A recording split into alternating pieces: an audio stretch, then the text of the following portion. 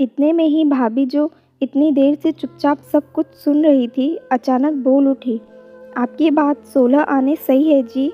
जो लड़कियां मायके की संपत्ति में से अपना हिस्सा लेती है, उनका मायके से संबंध खत्म हो जाता है। भाभी से ऐसा सुनकर मैं और मम्मी फिर से एक दूसरे को देखने लगे कि देखा, ये सब इसी का सिखाया हुआ था।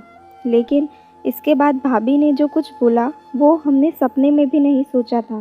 भाभी बोली, आपने कहा कि दीदी की शादी में पापा ने बहुत पैसा लगाया था, तो क्या हमारी शादी में पैसा नहीं लगा?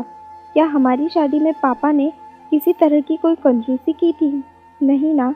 मम्मी जी ने एक बार मुझे बताया था कि जितना सोना उन्होंने दीदी को दिया था, उतना ही सोना उन्होंने मुझे भी दिया था।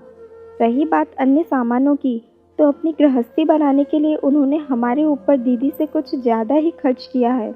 मतलब यह कि पापा जी ने बेटा और बेटी दोनों पर बराबर खर्च किया है। तो फिर आप ऐसे कैसे कह सकते हैं कि अब दीदी का संपत्ति पर कोई अधिकार नहीं है? आज पापा जी इतनी जायदाद छोड़ कर गए हैं और दीदी के हालात फ़िलहाल कमज़ोर हैं, तो ऐसे में हमें उन्हें कुछ देना ही हो चाहिए। क्या आपको याद है कि आपने पापा जी की अंगूठियाँ और चेन आदि लॉकर में रखते वक्त क्या कहा था?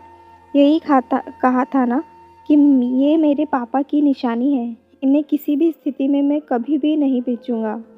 हाँ, कहा था। तो फिर क्या आपने कभी सोचा कि आपके पास तो पापा जी की निशानी के रूप में उनके द्वारा बनाया हुआ इतना बड़ा मकान है। उन्हीं के मेहनत से आज अपनी कपड़े की दुकान पूरे शहर में नंबर 1 पर है। बैंक में इतना बैलेंस है। दीदी भी पापा जी की बेटी है, लेकिन दीदी के पास पापा जी की कुछ निशानी के रूप में क्या है? क्या आपको नहीं लगता कि पापा जी के प्यार पर जितना आपका अधिकार है, उतना ही अधिकार दीदी का भी है? मैं और मम्मी दोनों भाभी को ही देखते रह गए।